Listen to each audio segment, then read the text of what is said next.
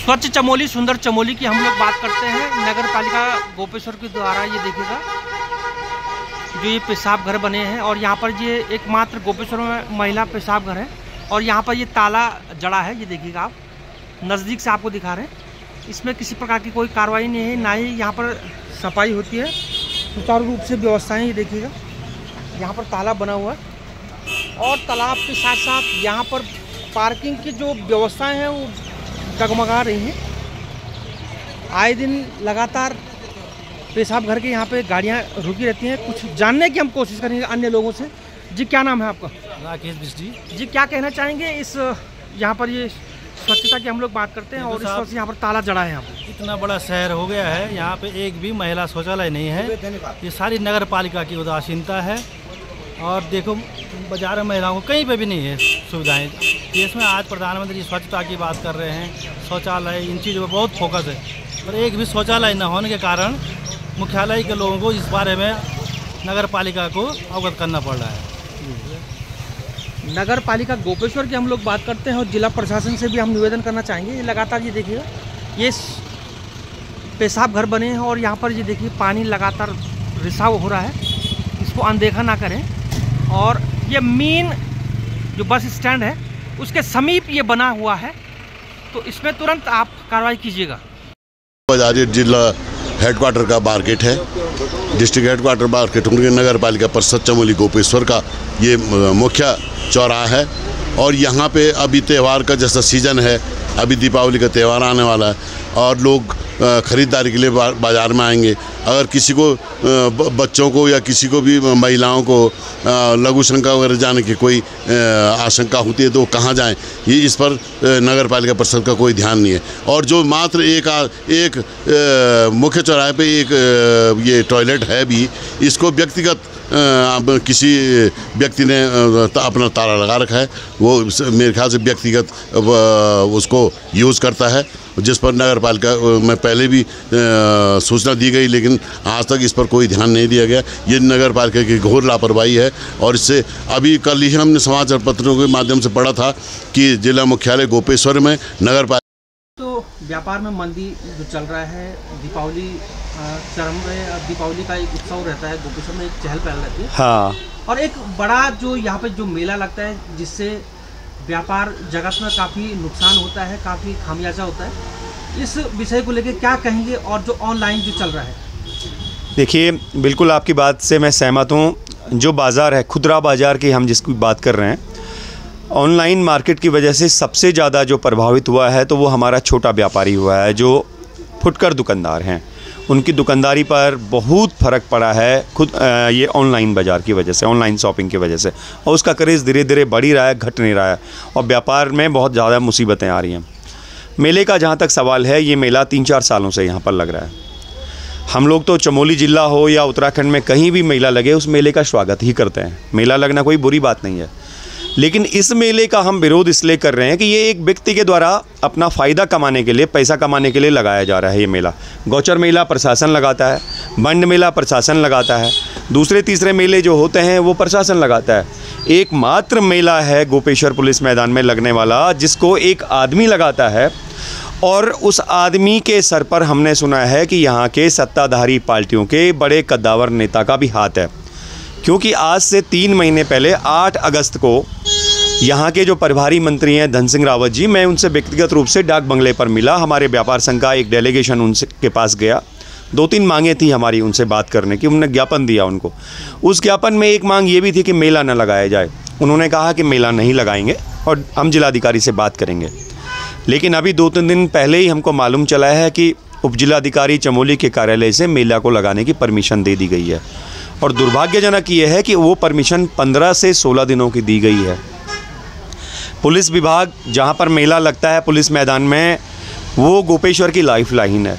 हमारा पहाड़ी क्षेत्र है, कहीं ना कहीं आपदा, महिलाओं का चट्टान से गिरना, गाड़ियों की भिड़ंत आपस में होना, वो सब घटनाएं हमेशा होती रहती हैं। और एयर एम्बुलेंस जो अस्पताल के नज़दीक होने के कारण पुलिस मैदान जो है वहाँ पर हमारी एयर एम्बुलेंस उनको ले जाती है और लाती है मरीज़ों को। अभी हाल में आपने देखा होगा जिस महिला का ऑपरेशन हो रहा था और आधे में ऑपरेशन छूट गया, उसको एयर एम्बुलेंस से नहीं ले जाते तो शायद उस महिला की जान नहीं बच पाती। और जो पुलिस मैदान है वो अस्पताल की बाउंड्री और पुलिस मैदान की आप देखेंगे तो बिल्कुल टच है। उच्चतम न्यायालय का आदेश है कि अस्पताल के नज़दीक किसी भी प्रकार के ध्वनि विस्तारक यंत्रों का प्रयोग नहीं किया जा सकता है। वहाँ पर वाहनों में हॉर्न नहीं बजा सकते हैं। एक बात महत्वपूर्ण बात है, आपने देखा होगा पहले गाड़ी हॉस्पिटल के अंदर से जाती थी और पीछे के गेट से बाहर निकल जाती थी। उच्चतम न्यायालय का जब आदेश आया कि अस्पताल के नज़दीक वाहनों का आवाजाही प्रतिबंधित है, वहाँ पर हॉर्न बजाना प्रतिबंधित है, तो उसके बाद प्रशासन ने उस गेट को बंद किया और अब गाड़ियाँ सीधे सीतापुर अस्पताल के बैंड से चले जाती हैं। एक तरफ तो उच्चतम न्यायालय का निर्णय आदेश है कि अस्पताल के नज़दीक ध्वनि विस्तारक यंत्रों का प्रयोग न किया जाए, दूसरी तरफ पुलिस मैदान में इतना बड़ा मेला लग रहा है, दिन भर रात भर वो चिल्लाते रहते हैं, इतने बड़े बड़े माइक्रोफोन, इतने बड़े बड़े लाउड स्पीकर वहाँ पर लगे रहते हैं। इसका क्या व्यवस्था है? नंबर एक बात।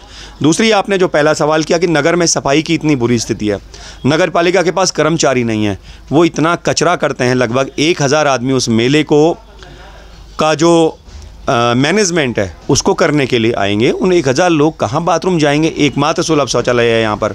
उस कचरे का निस्तारण कैसे करेगी नगर पालिका? कचरा ढोने के लिए आदमी कहाँ से लाए जाएंगे? और सबसे बड़ा सवाल जो इस मेले को लेकर के बना हुआ है वो पुलिस विभाग की जो कार्यप्रणाली और उनकी भूमिका, बहुत संदिग्ध भूमिका मुझे इसमें पुलिस विभाग की लगती है। पुलिस के आला अधिकारी, चाहे वो एसपी लेवल के हों या सीओ लेवल के हों, उनके पास क्या जानकारी है मुझे नहीं मालूम, बट इंडिविजुअली हम लोग उनसे मिले हैं पुलिस से, हमने सारी बात उनको कही है।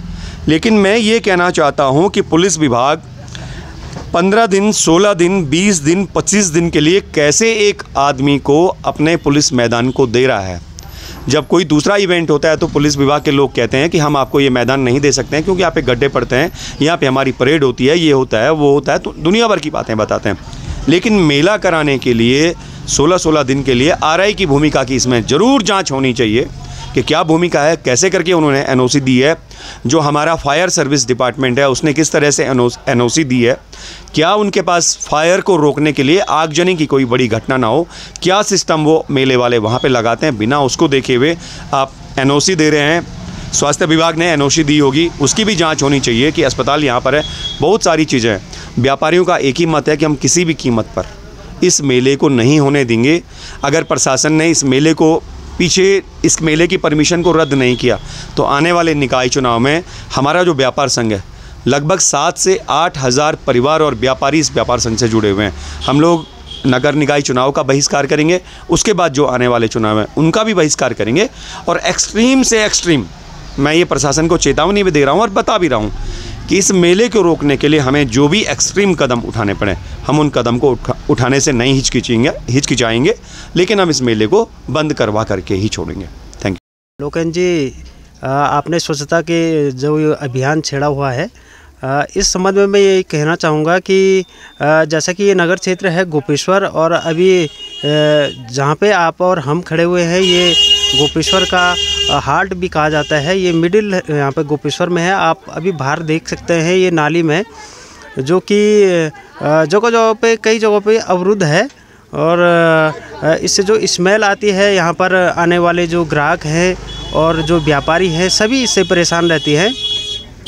और ऐसा नहीं है कि नगर पालिका द्वारा यहाँ पर समय समय पर सफाई अभियान भी किया जाता है, लेकिन कहीं ना कहीं मुझे लगता है कि हर दूसरे तीसरे दिन इन्हें बड़ी नालियों की सफाई करनी चाहिए, जिससे कि ये जो स्मेल आती है, बदबू आती है, जिससे समस्त जनता भी जो ख़रीदारी करने आते हैं वो भी हमें दुकान में आकर कहते हैं कि भैया यार का भी हार्दिक धन्यवाद करूँगा, पहाड़ की आवाज़ का भी धन्यवाद करूंगा कि लोकेन जी समय समय पर इन छोटे मोटे जो मुद्दे होते हैं, जो कि आज के समय में अति आवश्यक मुद्दे हैं, इनको उठाना बहुत ज़रूरी है, जिस पर कि एक जागरूक पत्रकार होने के नाते लोकेन जी ने ये आवाज़ उठाई है, वरना इस प्रकार के मुद्दों पर हमें मौन ही यहाँ पर दिखाई देता है अधिकतर।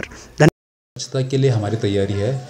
हम प्रत्येक दिन रोड पे साफ़ सफाई कर रहे हैं, और जो उसके अलावा इन कार्यों का मेरे द्वारा स्वयं निरीक्षण किया जा रहा है। और बाकी वार्ड नंबर 9 में मेरे द्वारा वहाँ पे विजिट किया गया था। वहाँ पे नाली वगैरह की वहाँ पे प्रॉपर सफाई नहीं हो रही थी, और झाड़ें भी वहाँ पे काफ़ी हो रही थी, जिसके क्रम में मेरे द्वारा वहाँ जो हमारे पर्यावरण मित्र भाई हैं उनको दिया गया है कि वहाँ पे प्रॉपर आप नाली की सफाई कीजिए, जिसके क्रम में वो लोग वहाँ पे गए भी थे और वहाँ पे प्रॉपर नाली की सफाई उनके द्वारा की गई। बाकी मेरा सभी लोगों से निवेदन है कि साफ़ सफाई पर विशेष ध्यान दें और कूड़ा सिर्फ जय उत्तराखंड पहाड़ से जुड़ी खबरों को वॉइस ऑफ माउंटेन्स आपके लिए लगातार ला रहा है।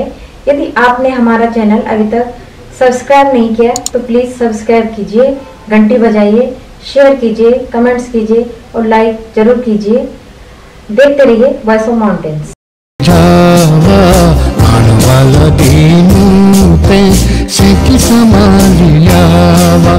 ए जावा